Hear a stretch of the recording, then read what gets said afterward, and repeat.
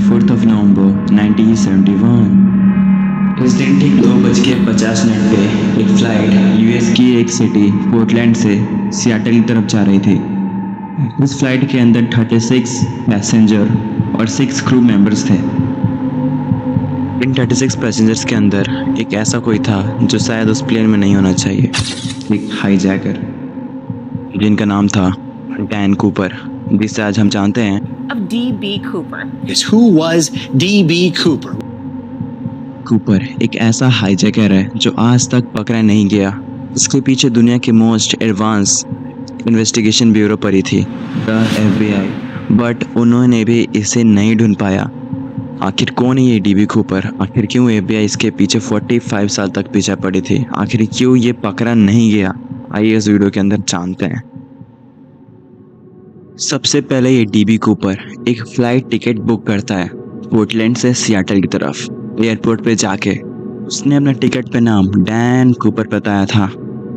इस टाइम पे एक चीज़ बहुत ही ज़्यादा नोट करने वाली थी, क्योंकि इस समय तक एयरपोर्ट पे कोई भी चेकिंग नहीं होता था। यानी इसका मतलब कोई भी कुछ भी एयरपोर्ट के अंदर और एरोप्लेन के अंदर लेके जा सकता है। इसका भरपूर फ़ायदा हमारा डीबी कूपर उठाता है। उसने ब्रीफकेस के अंदर कुछ ऐसा रखा था जो शायद एरोप्लेन के अंदर ऐसा चीज़ नहीं होना चाहिए। ठीक 2:20 पे वो एरोप्लेन के अंदर बोर्ड करता है। उसके बाद कूपर फ्लाइट के आखिरी वाली सीट पे जाके बैठ जाता है। इसके ठीक आधे घंटे बाद कूपर एक मैसेज फ्लाइट अटेंडेंट देता है।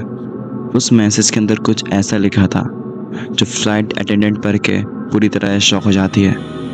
उस मैसेज के अंदर लिखा था, miss, I have a bomb here my suitcase, would you like to sit by me? Initially flight attendant Florina Schaffler को ये सब एक मजाक लगता है, बट ये मजाक तब खत्म होता है जब कूपर अपने ब्रीफकेस के अंदर रखा हुआ बॉम्ब शैफलर को दिखाता है।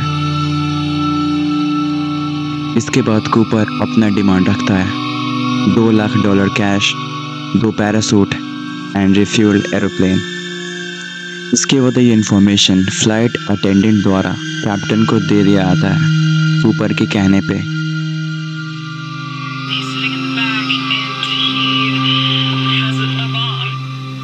इसके बाद पायलट सीधा एयर ट्रैफिक कंट्रोल से कांटेक्ट करते हैं और बोलते हैं, The plane has been hijacked.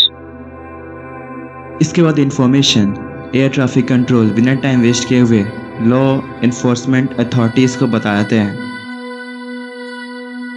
इसके बाद ये चीज़ बिना टाइम गवाए हुए फेडरल ब्यूरो ऑफ इन्वेस्टिगेशन को बता दी जाती है। ठीक इस समय एयरलाइन के प्रेसिडेंट डोनाल्ड नायरोम $2 लाख एज अ रैंसम देने के लिए तैयार हो जाते हैं। इसके अंदर FBI के ऑफिसर्स एक लूप होल क्रिएट करने का सोचते हैं। वो लोग एक प्लान क्रिएट करते हैं। उस प्लान के अंदर कूपर को डॉलर्स तो मिलेंगे, बट उस डॉलर के अंदर एक कॉमन अल्फ़ाबेटिकल ऑर्डर फॉलो किया जाएगा उसके सीरियल नंबर के अंदर, जिससे उस करेंसी को ट्रैक करना बहुत ही ज़्यादा आसान हो जाएगा।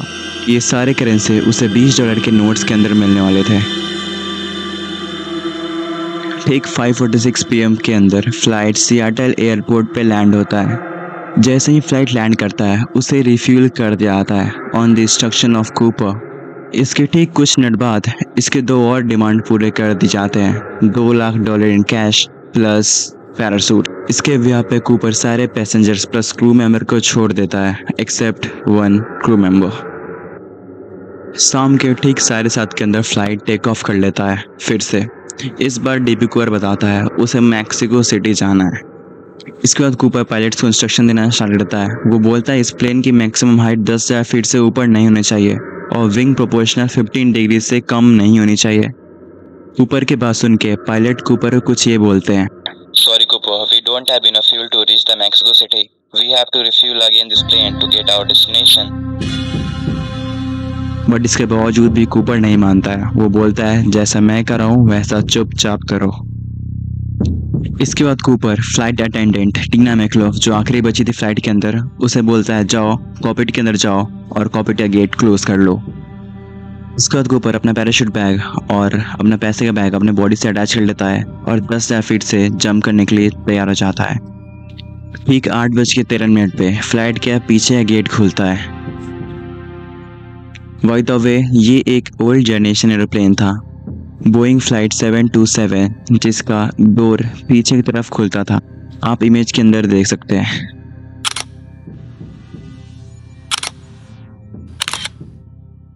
इन्हीं सीढ़ियों का यूज करके कूपर फ्लाइट से कूद जाता है। इसके ठीक 2.5 घंटे बाद फ्लाइट नेवाडा एयरबेस पे लैंड हो जाता है। इसके बाद लोकल अथॉरिटीज फ्लाइट को अच्छी तरीके से एग्जामिन करते हैं, बट कोई भी क्लू नहीं मिलता है कूपर से रिलेटेड, सिवाय कुछ चीज के। कूपर की टाई, सिगरेट बर्ड्स और एक फटा हुआ पैराशूट, ये सारा चीज फ्लाइट के अंदर से मिलता है। इसके बाद FBI क्रू मेंबर से इन्वेस्टिगेट करते हैं और पूछते हैं आखिर कूपर दिखता तो दिखता कैसा था। उनके हिसाब से कूपर कुछ इस तरह का दिखता था। एक मैन जिसका एज करीबन 40 से 50 साल के बीच का था, जिसकी हाइट करीबन 6 फीट के आसपास थी और इसका स्किन कलर वाइट था, according to crew members.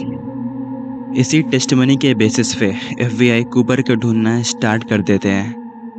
Officer के सामने पहला हर्डल कूपर का लोकेशन बनता है, क्योंकि ये किसी को भी नहीं मालूम था आखिर कूपर है तो है कहाँ पे।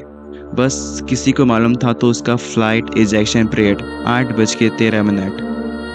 ठीक इसी इंफॉर्मेशन का यूज़ करके plus wind speed plus wind direction को कैलकुलेट करके कूपर का लैंडिंग एरिया का पता लगा लेते हैं। वो रीजन एक डेंसी फॉरेस्ट इलाका था, जहाँ पे माउंटेन्स प्लस बहुत सारे लेक भी थे। वो जगह थी the southern western region of Washington state.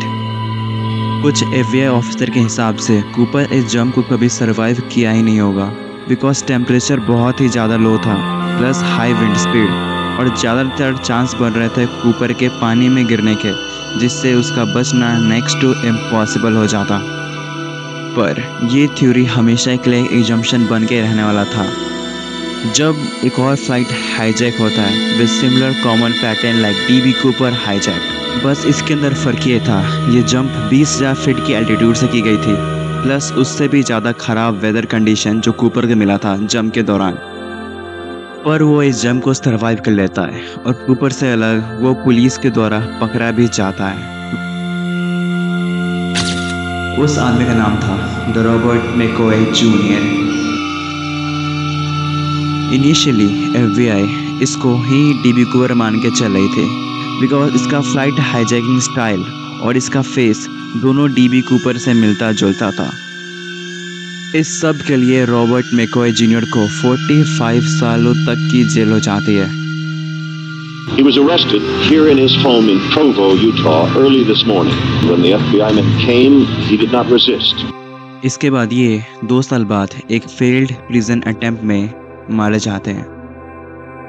इसके कुछ साल बाद FBI भी कंफर्म कर देती है कि the Robert McCoy junior was not DB Cooper, because वो उस रात लास वेगस के अंदर था, ना कि सियाटल के अंदर। 10th of February 1980। इस दिन 8 साल के छोटे बच्चे को $20 का नोट मिलता है नदी किनारे खेलते समय। जैसे ये नोट को उसके पेरेंट्स देखते हैं वो समझ जाते हैं ये नोट किसका है और वो नोट को पुलिस के हवाले कर देते हैं।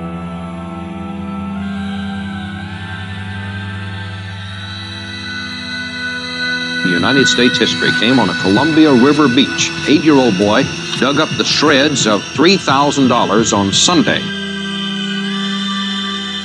इसके बाद 30s उस पर्टिकुलर एरिया का बहुत ही ज़्यादा अच्छी तरीके से इन्वेस्टिगेट करते हैं, but there is no single trace had been found.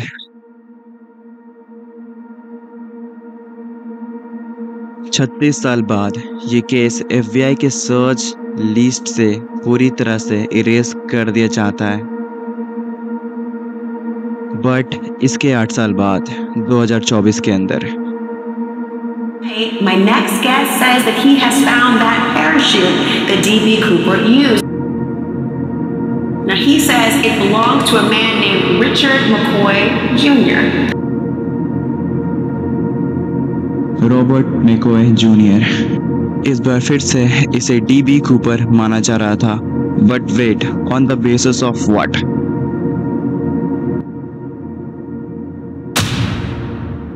Parachute.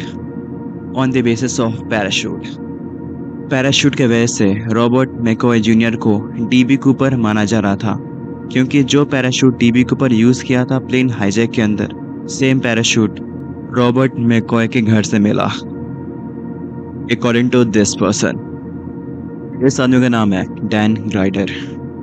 2024 में ये और रिचर्ड मैकॉय का सन रिचर्ड मैकॉय द थर्ड दोनों क्लेम करते हैं कि इनके पास एक पैराशूट है जो डीबी कूपर का है, वही पैराशूट जो 24 नवंबर की रात हाईजैक करने में यूज़ हुआ था, और इस पैराशूट को वो FBI को सबमिट करती है। बट मेरे हिसाब से ये एक फेक क्लेम है अटेंशन ग्रैबिंग के लिए, क्योंकि ये केस बहुत ही ज़्यादा पॉपुलर है, बहुत ही ज़्यादा पॉपुलर। आप इस चीज़ को ऐसे गेस कर सकते हैं कि इस केस पे 15 से 20 बुक लिखे जा चुके हैं, 20 से ज़्यादा डॉक्यूमेंट्रीज और ना जाने कितने वीडियोस, उनमें से एक वीडियो द रेड शैडो का भी है। बट मेरे हिसाब से कूपर कोई और भी हो सकता है। वेल, हू नोज़।